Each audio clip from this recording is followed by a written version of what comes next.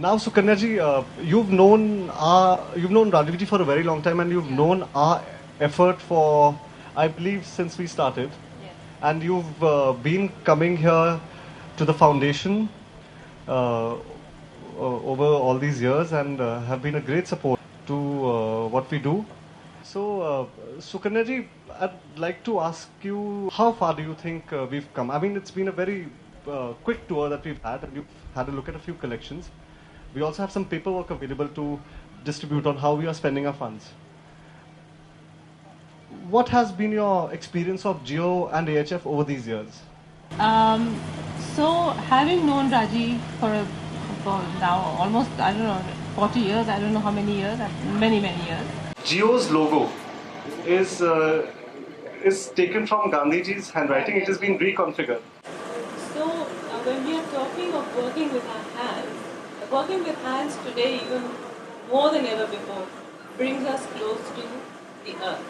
One of the first things he did in South Africa was he learned the trade of making chappals, shoes. Right. After that he only wore chappals and shoes made by himself. And everyone who lived in his ashrams was taught that. He made his own cloth. So that is, of course, it was an extreme example. But we are talking of using our hands in such a way that it brings us close to who we are as human beings. We are sentient beings. We are living organisms who live on this planet. We have to be in touch with the planet. So the other fundamental principle in his life was, how does man live with nature? In today's parlance, you will all call him a green activist. You would call him a proponent of sustainable development. In his time, there was no such word, there was no such concept. Nobody had even knew what the environment or pollution, those words were not in common usage. So he had a vision called Sarvodaya. Satyagraha was non-violence, searching for truth with love. For humanity included Satyagraha. And Sarvodaya means Sarva Uday, Sarvodaya, a renaissance of mankind, of humankind, where people learn to live with each other, with other forms of life, with nature, in harmony, without exploitation. So dignity of labor, this concept of living with nature, the concept of living with each other in peace and harmony are all combined in his teachings. And he tried to implement it in the best way possible, according to his times, in his ashrams, in the way he lived. Of course, when he came back to India in 1950, all of this he had tried to implement already in South Africa. So when he came to India, what new things he brought to the entire baggage was Khadi, hand spinning. Hand spinning was not there in South Africa. Hand spinning is something he learned and understood, and he realized the importance of hand spinning as an emblem for self-reliance. In South Africa he didn't, but everything else, his entire concept of his world was already established in South Africa. So we must remember that at a very young age he had decided on what the future of the world should be, and how almost that this is the only way forward for the planet to survive. Sukanya ji, Gandhiji spoke of Nai Talim, Yes. Bunyadi Shiksha. I passed out of a boarding school. Which school did you go to? I went to St. George's in Missouri. And when I came out of school, and even in college, when only once I came here, I understood what these concepts I did understand, but got introduction to what, and still I'm exploring more and more daily. And they make so much more sense to what I should have. Should have is a very sad word. Rajeev ji often says that. But what I should have, sadly, learnt in school at a very, very young and a formidable age, in terms of aptitudes, in terms of life skills. And how do you think is the state of what we should be learning in our schools vis-a-vis Nayi Taaleem, Bunyadi Shiksha, and there are some models coming up with the alternate learning systems and all that. How do you think students should try and engage with these concepts? With the concepts like what we talked about just now, right? Jiyo. However, their reality is what? Their reality is they have to work hard. There's competition from the minute they're born. There's competition for everything. From the minute there's competition for space, for air, for health, for hospitals, for schools, for you just non-stop. They have to compete with each other. They have to go into college, and after college they have to go to find work. It's the saying, even saying it is stressful. So imagine what their lives are like. So for me to say forget about all this, they will be very happy. Their parents will file a PIL against us. But so the thing is that even if they can have once in a while an interaction to a world which is a little different to the world that they have to live in, they have no choice, is important. The other thing is, which and this is no one's fault, it's just how things have happened, is that, okay, before I say this, is the other group of people who I feel deserve a huge vote of gratitude in our country are the teachers. Because they really work without, they work very long hours and with a lot of responsibility. They are responsible for fashioning young minds. What they do to a 5-year-old, that 5-year-old remembers for the rest of his or her life. He'll never forget it. A kind word or a smile from a teacher at a point when you never know why, from what environment a child has come to school. And how that teacher reacts to that little child, boy or girl, will stay with that child.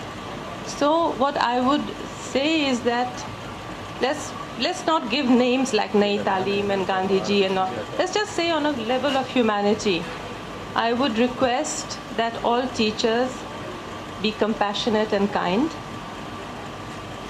And I think, and all students should have some kind of knowledge, even if they go back home and educate their parents, that look, today we want to do something different.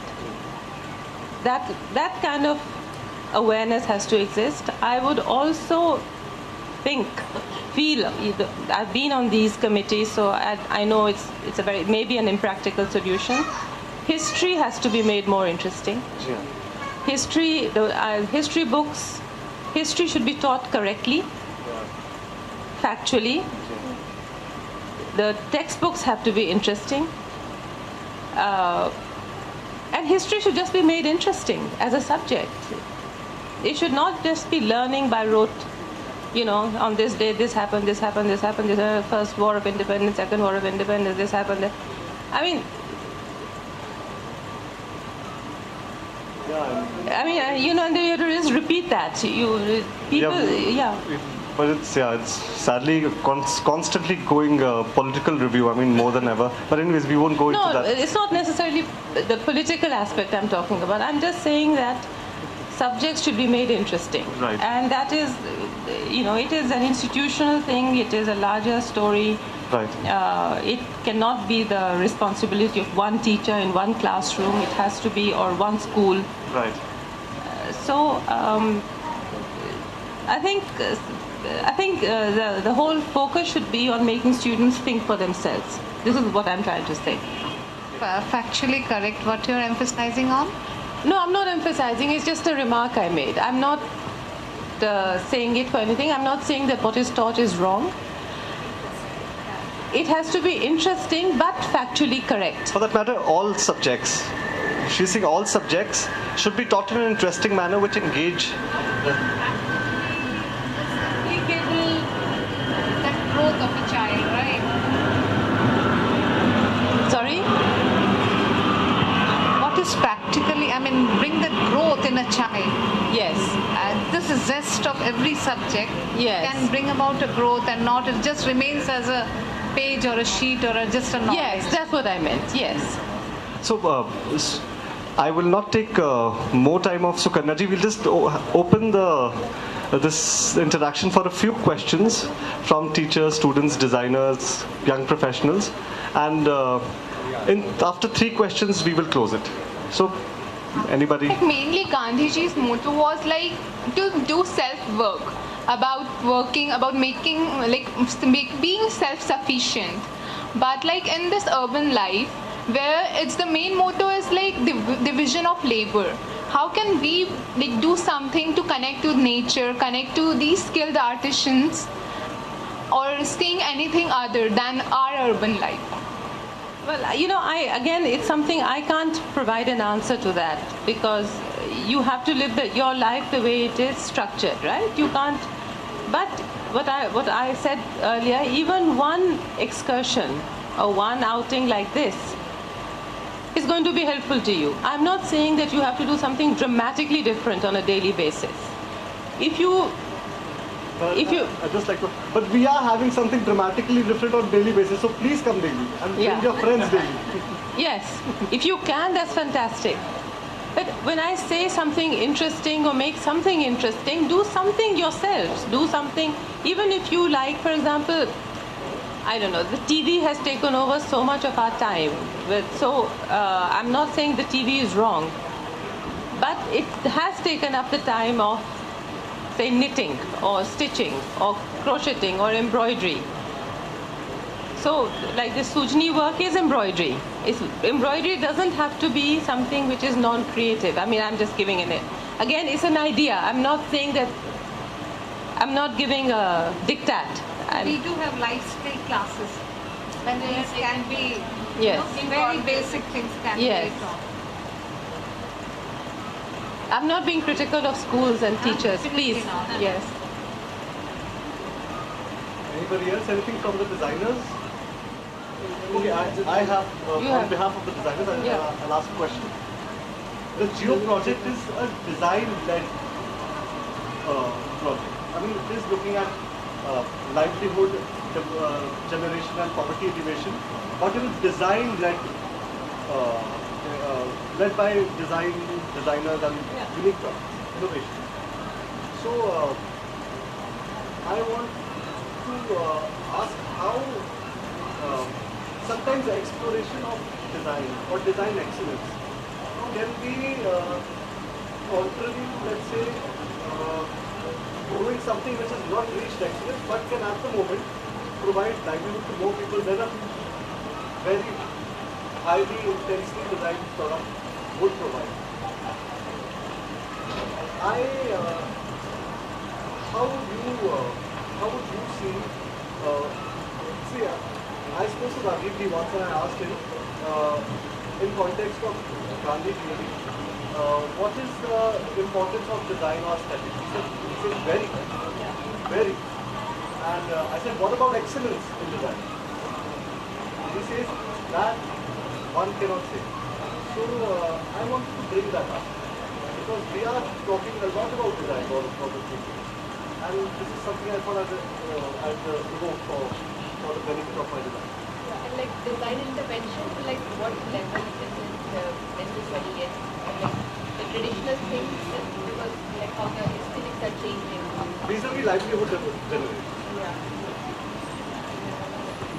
So let me say one thing. This Peti Charkha. Yeah. I'm sure all of you know this, right? This was a design innovation in the early 1920s. This didn't exist before that. So I don't know if I'm sure you know that. This was designed by, if I'm not mistaken, I will not say it because I'm not sure of it. But from a disciple of Mahatma Gandhi in one of his ashrams. So there are various types of charkhas. Every state, every district in the country has its own traditional charkha, like traditional matka, traditional everything, charu, right? There was a traditional. So for the benefit of Gandhiji, who was traveling all the time, and the struggle for the freedom movement, this was developed. So this is a design innovation. Right? It has become part of our narrative now in our country. But in the 20s, it was an absolutely revolutionary design innovation. The one person who's the magic in this web is sitting with you. I don't know what I have said, if it has made any sense, but they are incredibly bright, intelligent. Everyone has. And Rajeev, what a fantastic do you display. Let's see, some of you from Springdale's, is that right? No. Oh, what schools? Banyan Tree, okay, great. All Banyan Tree? No, this is Mira. Okay. So, I'm longing to hear your questions. Well, Just on the last question now. Ankush had just asked about what is design-led innovations in crafts. So I was telling him the story of the Peti Charkha. That was in its time a design-led innovation in the 1920s. It didn't exist before that. So, which is now part of our narrative, a part of the history of our country. But it didn't exist before the early 20s. Absolutely. But So, what is your opinion when 1930. किसने ठाकुर बाबा ने बनाया था, किसने बनाया? 1930 में जब नमक आंदोलन के सिलसिले में वो जरवदा जेल में थे गांधी जी, उस समय जर्मन दंपत्ति थे इंजीनियर, उनकी हेल्प से उन्होंने ये चरखा बनाया था। 1930 से पहले नहीं था, गांधी मार्च के बाद। हाँ जी, गांधी के बाद हुआ? हाँ, 1930 के बाद। हाँ, मुख्य कारण ये था कि इसको उठाकर ले जाया जा सकता था। हाँ, तो कहीं भी किया जा सकता है। हाँ, वो तो है नहीं, मगर इसके अलावा फिर बाद में कई तब्दीलियाँ आई और 5, 6, 7, 8, 20 स्पिंडल लग गए, मशीन भी लग गई, पानीपत भरा हुआ है। That is a separate thing, but this is, we were talking of design-led innovations in skill. हाँ, नहीं, but I'm also saying how technology changes the perception of design. Yes. In the name of production, in the name of quantity, sometimes quality becomes a casualty. It's important to know that technology has a deep interface. एक ज़माने में लोग बड़ा बात करते थे labour saving device का। हमारे ज़माने में post Gandhi ji, because Gandhi ji spoke about labor as being extremely good. I was telling them about the dignity of labor as being fundamental to Gandhian philosophy. Even child labor was not seen in the way we now do child labor. He saw that through labor, through work of this amazing instrument that allows you what monkeys can't do. Monkeys can't. Sure, look at your hands. Or look at your hands. Do this. Do this. You know, monkeys can't do that. They have a long palm. That's for swinging in the branches. Branch पे बैठ के एक आसान होता है, palm लंबा है, मगर ये नहीं कर सकते। और ये करने के साथ ये सबसे बड़ा टूल मेकिंग औजार उसको मिल गया। और इसका डायरेक्ट संबंध किसके साथ है? वो बंदर से हम इंसान कैसे बने? हम तो अब अगर बंदर बनना चाहते हैं तो बस स्विच ऑन ऑफ कीजिए, फिर बंदर बन जाएंगे। जब इस औजार का उपयोग नहीं होगा तो खुद ब खुद जो ये ऊर्जा है जो हाथ से दिल तक पहुंचती है, स्पिरिट को लेकर आँख, चलिए आँख से कर लीजिए। यही कहना था कि हाथ का मशीन से कंपटीशन करना है तो उसको एक इमोशनल तरीके से नए नए चीज़ें सोचनी जो मशीन जिसमें कंफ्यूज हो जाए. हाथ को एक कदम मशीन से आगे रहना पड़ेगा, नहीं तो आपके हाथ, ये देखते ना आप, क्यों थे? इनको मोलार कहते हैं. मोलार कहते ना, क्यों थे?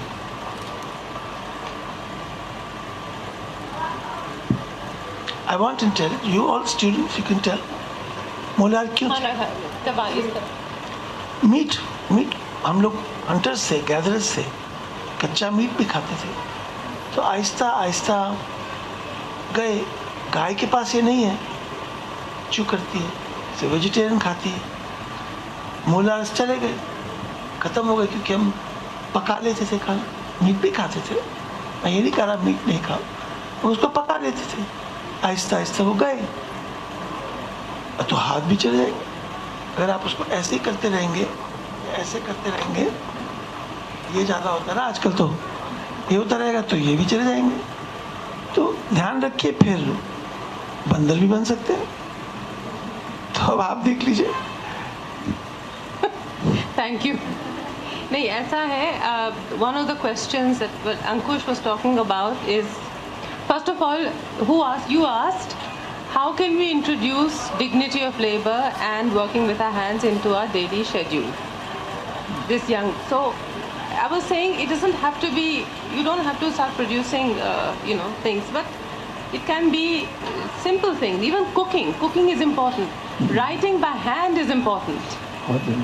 Writing by, we used to be, when we grew up, I'm not saying that everything in the old days was good. I'm not one of those Luddites, or romantics. Yeah, I'm not one of those. We were judged even when we sent letters for application to colleges, universities. We were judged on our handwriting. So handwriting was very important.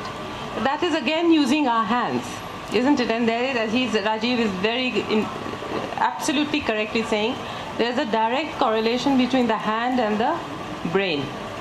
Through the heart and the spirit. And there was no room for correction. There was no auto spell. There was no, predictive script. You had to know exactly what you were writing, otherwise you couldn't erase a pen. So it also forced your mind into having a clear thought pattern, a structured way of thinking. Having said all that, I have to confess that I write better nowadays than I did then. But because I don't know, anyway, for whatever reason, I prefer today's technology in terms for writing. But there is a reality. This was a reality of our lives growing up. We couldn't just start writing. We had to think. You had to correctly phrase your thoughts. So this is just one example. Now, so that's the subject of handwriting. No, I have a very personal question. You all know who she is. She has the Bapu running through her blood. So as Bapu's great-granddaughter, we were in awe. I knew Sukanya about 35, no more than that, almost 40 years ago. And it was wonderful. So I want to ask her, when did your mother make you conscious of this legacy? Because she had walked with Bapu. Yes. She had seen Gandhi. So, when were you conscious of her legacy? Now, I have to say that my mother, just to tell everyone, my mother is Gandhiji's, the daughter of Gandhiji's youngest son, Devdas. She is his eldest. Devdas had 4 children. She is the eldest. So she was born in 1934. She is now 84 years old. She's a very frail 84-year-old. But those years, 34 to 48, when Gandhiji was not in prison and when he was not traveling, he spent his time in Delhi. She spent her formative years till he was assassinated. Whenever it was possible, she was with him. So she has very clear memories. Now, having said this to you, this information I actually became conscious of only in my 30s. In your 30s? Yes, I knew, of course, I knew that Gandhiji was my great-grandfather. I knew that. You know, you can't not know it. But I also knew that Raja Gopalachari was my other great-grandfather. Yeah. So You know Raja Gopalachari? Good. So from both sides. And Raja Gopal, I knew. And you know Gopal Gandhi? That's her mama. And Rajmohan Gandhi? That's her mama also. So then I was also, but in my family, whether it's my mother or my grandson, so people spoke about all of these extraordinary figures. On my father's side, we came from a family in Bengal, where Sharat Chandra Chatterjee, from that town of intellectuals and writers, etc. So there was a legacy of a lot of intellect and writing and history and everything from in every direction. And nowhere was I made to feel that one legacy is more, is less or more. I mean, you know, and when people spoke of these extraordinary people, Rajeev, it was never with a burden of heaviness.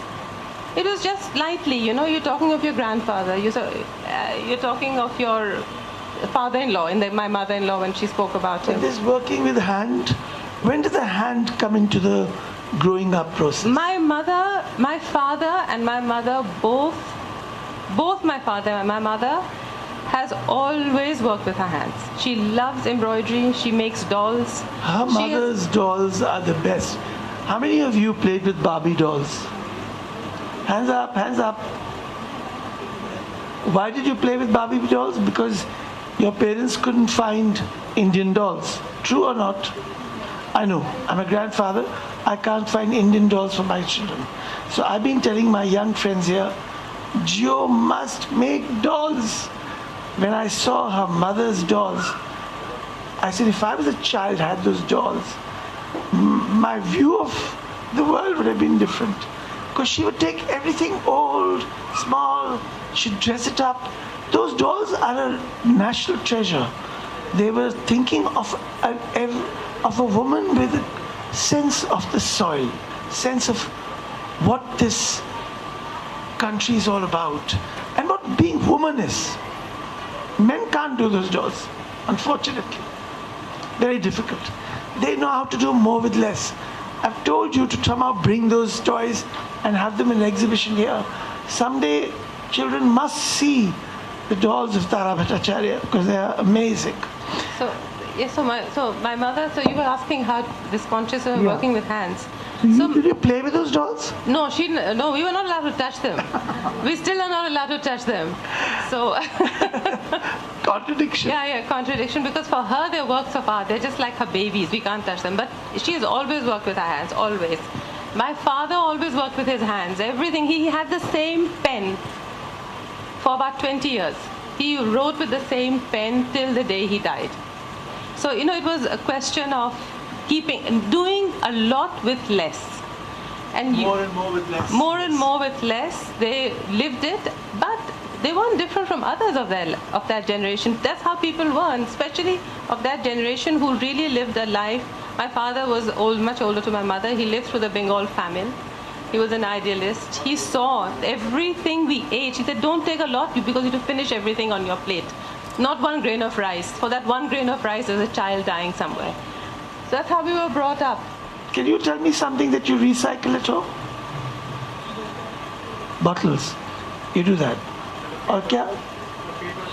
You do you? Usually we get those question papers. So if you and the back side is we can use it for you. But do you? You all recycle? Great, wonderful. That's the other thing that, say now, my mother used to do this always, was use newspapers. This is long before we, what's the word for it? Recycle them into paper bags. This is growing up, she used to, so use them as bags or wrapping paper or something, just not to throw things away. Yeah. The idea was neither to throw, to use everything for as long as possible. So what I wanted to say is that why is crafts important in this country? Why is it so valuable to our heritage? Is because everything in our country stemmed from need. Will you say that? You have a comb. That comb became a symbol of craftsmanship. You need the comb. You need a bucket. You need a mug. You need a vessel to cook in. You need a bell. You need a... Everything was handmade. Everything. You need cloth. You need chappa. Everything was handmade. And it all stemmed from necessity, from need. It didn't stem from the idea art or beauty. Or art or beauty or sophistication. It was basic need for something. From that it developed, the ornamentation angle came much later. Then there is an economic necessity. Right, Rajeev? So I don't necessarily consider design to be ornament, but that's another subject. No, what I wanted to say is you have to combine crafts with economic necessity. Utilitarianism. That is where design input comes in. Absolutely. And when because there's a third party involved. Yeah. There's a maker, there is a person who thinks of it, and there's a man who has to buy it. Because crafts, if it is not something that you vitally need, unless there's a design input, you are not going to either preserve the craft or be able to and you can only preserve and sustain it. Yeah, and perpetuate it if there is a financial, if there's a commercial angle to it. Am I right? I've not said it. I've not been through. So now, my friends can't help thanking her. I hope she's going to come back again in the next 20 days to meet more people like you who Jigyasa should be a class or should be a part of one's everyday exercise. I hope all of you come back here again. If there's a burning question, you have 5 seconds to ask. Otherwise, we'll round this event and hope for you to pass the word. How do you pass the word? More this or more this or more this? What? Please pass the word, whatever way you do it. Get more people to come. It's open. More people should come because it's very difficult to put all this up. And if nobody sees it, we'll all feel sad. And 100 people are here to show. Open to everyone. No tickets, nothing. It's open to everyone. 12 p.m. onwards until the 20th October. 20th October, this house is going to be broken down. The landlord wants it back. So we have to break it. So all this has to go to another place in Mehrauli. Next time you come to see us, it will be in Mehrauli, not here.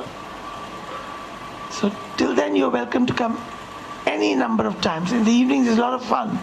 Tomorrow, I think it's Shobha Day. On the 7th, it's Shabana Azmi. And there's Bibek Deberoy. There is all kinds of people coming here for Ila Bhatt on the last day. There are all these great minds coming. But that might be beyond your bedtime. I don't know. It might go until 9:30, 10 o'clock. Do you guys... Do you have bedtimes? Sorry. No, you believe her. What is your bedtime? Yeah, but that's unofficial. The official one must be 9 o'clock. No, official must be 11. Can't go to sleep before 11:30. The parents don't hassle you to get to bed quickly now. 10, see? Official. We've always had official and unofficial in our lives. Our childhood was easier than their childhood. A little easier, yeah. Well, I'm so glad I got the last bit of the session, but I can't thank, and I'm sure I speak for all of them, that Sukanya ji is special, and that we want more of her. And she's now looking after the Kasturba Trust. We all celebrate Bapu, but my God, what was the power behind that huge person?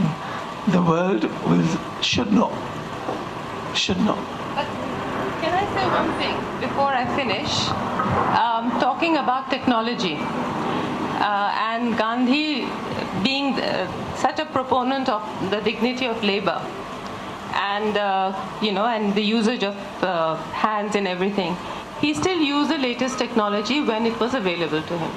So the National Gandhi Museum has the records of an ECG that Gandhi did in 1937 in Calcutta. And they have, so exactly. No. So both, there was a doctor. Basically, was converted that into his heartbeat. So if anyone has time or something, so he used, so in 1937 when this technology was brand new, he got an ECG done. So he did use latest technology. It's not that he said no, nothing. He used whatever latest was available to him, but he made sure he was close to the earth always. Gandhi was totally pro-technology. It's just that he was, if it disempowered people. Actually, Kasturba said this very beautifully. She says, what use is beauty? They told her that the cloth we produce is, so good in the machine. It comes out soft. And she said, what good is beauty if it makes people so hungry? Because she was talking about promoting hand spinners. And that's a question that still is relevant. So Gandhiji also said, machines are very important, where they can make life better, where they can make things more efficient. But he wasn't for disempowerment. He didn't agree with people being marginalized. Human beings were central. And that scale we have to keep groping with. Sometimes we lose it.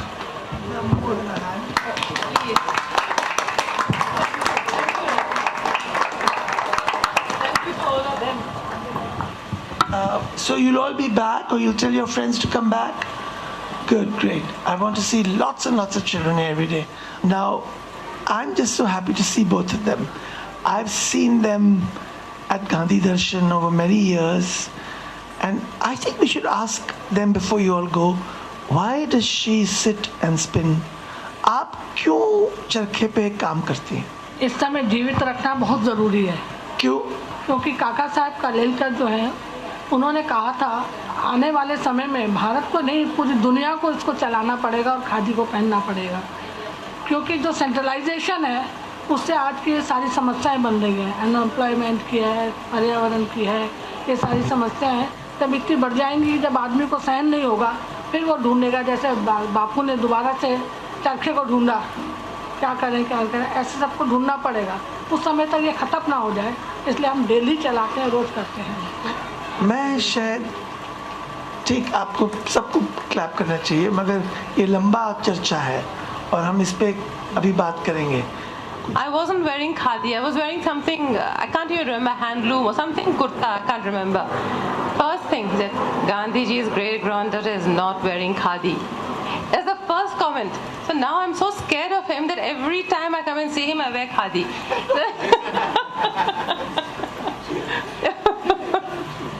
So, which I wear in any case, but consciously, absolutely, I said, no, I have to wear khadi. And that's, you should all try, because it's going towards livelihood. It's a feel-good cloth, not just for fashion. It's also very fashionable. It is also very fashionable. It really keeps you cool. Why do I wear it? It keeps me cool. I don't care if I look cool.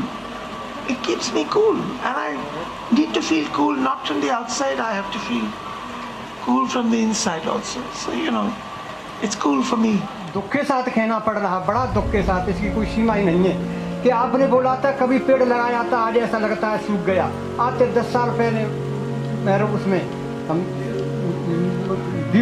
Shadipur depot में कि कभी पेड़ लगाया था, आज ऐसा लगता है गोपीचंद सूख गया. आज मुझे ऐसा लग रहा है कि पेड़ खत्म ही हो गया. सर जी, मेरी जबान के अंदर ताकत नहीं है कि जिसका मैं वर्णन कर सकूं. आज चरखा भी नहीं रहा और हाथ भी नहीं रहे. लेटर में लिखाना भेजा था, कभी कभी भरम सताए, तो गांधी जी के पीछे मुड़ के सपनों को देखना कि ये हाथों से कर्म कर कभी भूखा नहीं मरेगा। तो आज सर जी ऐसा मालूम पड़ता है कि एक कलाकार के बुन करके कोई किसी कला हो, हाथ भी नहीं रहे सर जी, हाथ भी नहीं है, हाथ भी नहीं है। पहले ऐसा कोई नंबर था, हमारी ये चरखा चल रहा है, कोई नंबर था हाथ के चाहे 10 सिंगल का बना दो, 20 सिंगल का बना दो। धागे का मतलब है कि हाथ के काम में जरूर डेमच आए, कहीं न कहीं मोटा मोटा पतला डेमच जरूर आएगी। हाँ, हैंडलूम का हाथ का मतलब ये होता है, और पावर का मतलब यही होता है कि उसमें एक सारा धागा चलेगा, कहीं से एक जगह जोड़ दिया तो एक सारा ही चलेगा। और हाथ का कारीगरी का मतलब ये कहीं न कहीं डेमच उसमें जरूर आएगी, पक्की आएगी।